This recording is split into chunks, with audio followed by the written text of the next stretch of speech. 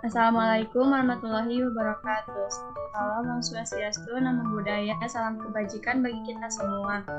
Yang terhormat kepada Bapak Apoteker Surya Amal, MK selaku dosen mata kuliah Epidemiologi. Perkenalkan, saya Maranda Sabella serta teman saya yaitu Hana Tanfiato. Kami dari kelas FM22B. Di sini kami akan menjelaskan materi tentang oksidasi biologi. Berikutnya ada pokok bahasan yang akan dijelaskan yaitu pengertian oksidasi biologi, proses metabolisme tubuh, enzim oksidase, pengertian ROS, pengertian respirasi, peran antioksidan, dan proses respirasi. Next.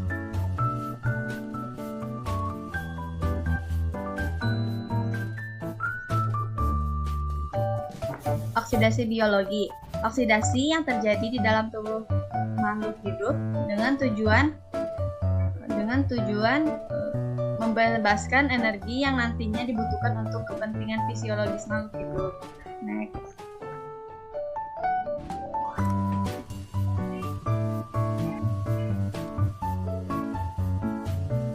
Di sini ada enzim oksidasi biologi yang dibagi menjadi beberapa bagian, yaitu ada oksidase, dehidrogenase, hidroperoksidase, dan oksigenase.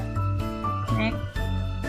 Oksidase merupakan mengkatalis pembebasan hidrogen menggunakan O2 sebagai akseptornya.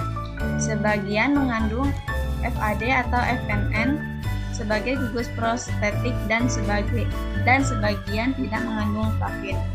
Dehidrogenase tidak dapat menggunakan O2 serta akseptor hidrogen yang dibebaskan dari substrat. Selanjutnya hidroperoksidase, hidrogen peroksida, substratnya H2O2, peroksidasenya H2O2 plus AH2 menjadi 2H2O plus A. Katalesnya H2O2 plus H2O menjadi 2H2O plus O2. Yang terakhir yaitu oksigenase. Monooksigenase H2 plus O2 plus ZH2 menjadi AOH plus H2O plus Z. Contoh enzim-enzim pada sintetik steroid, enzim-enzim hidrokoksilasi obat-obatan. Dioksigenase, oksigen transferase A plus O2 menjadi AO2. Selanjutnya ada proses metabolisme tubuh, yaitu proses metabolisme tubuh dalam tubuh, khususnya sistem biokimiawi atau oksidase biologi, dapat menghasilkan radikal bebas, yaitu Rb, sebanyak 2,5% dari total kebutuhan oksigen atau setara dengan 3,4 kg per 24 jam. Meskipun oksidasi biologi dapat berlangsung tanpa oksigen, hewan tingkat tinggi mutlak memerlukan suplai oksigen melalui proses respirasi. Materi selanjutnya akan dibacakan oleh Selanjutnya, pengertian respirasi. Respirasi adalah proses pembentukan adenosine trifosfat ATP sebagai energi, diperoleh dari reaksi antara hidrogen dan oksigen, dan yang kemudian membentuk air. Proses respirasi terjadi di dalam mitokondria yang dikenal sebagai dapur energi sel, rantai pernafasan yang terdiri dari serangkaian reaksi berdasarkan potensial redoks dimulai dari substrat paling elektronegatif H+ atau H2 hingga yang paling elektropositif O2 atau H2O. Reaksi yang terjadi di dalam tubuh tingkat tinggi termasuk manusia termasuk oksidasi reduksi. Oksidasi secara kimiawi melepaskan elektron, sementara reduksi memperoleh elektron.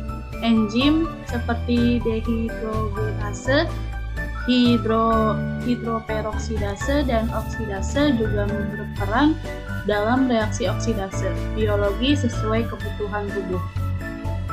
Berbagai stresor seperti radiasi, kadar oksigen, non-fisiologik, obat, polutan, senyawa kimia, dan penuaan dapat menyebabkan gangguan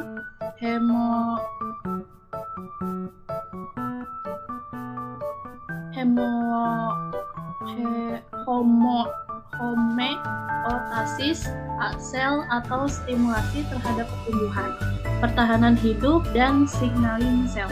Gangguan tersebut dimediasi oleh reaktif oksigen spesies ROS yang diproduksi sebagai respon terhadap stresor. Stresor tidak hanya memicu produksi ROS, tetapi juga memicu produksi antioksidan enzimatis seperti katalase, hidroperoxidase, dan superoksida dismutase. Jumlah ROS yang terbentuk akan mempengaruhi homeostasis sel, pertumbuhan, pertahanan hidup, dan signaling sel.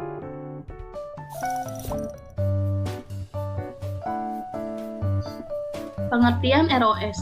ROS merupakan representasi kategori molekul luas yang mencakup derivat oksigen radikal dan non-radikal. Derivat oksigen radikal melibatkan ion OH, superoksida, nitrit oksida, dan peroksil. Sementara derivat oksigen non-radikal melibatkan ozon, singlet oksigen, lipid peroksida, dan hidrogen peroksida. ROS dapat menyebabkan kerusakan sel, dikenal sebagai stres oksidatif, terutama pada DNA, lipid, dan protein. Reaksi ROS terhadap DNA dapat menyebabkan mutasi yang dapat diwariskan, sedangkan kerusakan pada lipid dan protein dapat memicu berbagai penyakit, termasuk autoimun.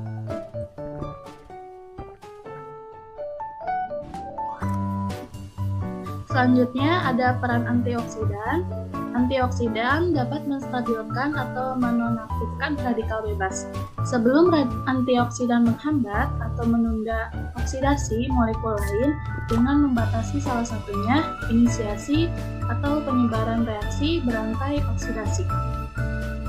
Antioksidan alami adalah senyawa fenolik, senyawa nitrogen, karotenoid, atau asam askorbat.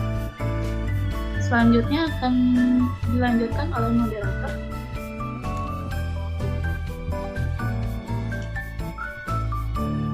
Yang terakhir ada kesimpulan, yaitu hewan tingkat tinggi yang hidup secara aerobik akan menghasilkan radikal bebas sebagai produk sampingan dari metabolisme tubuh.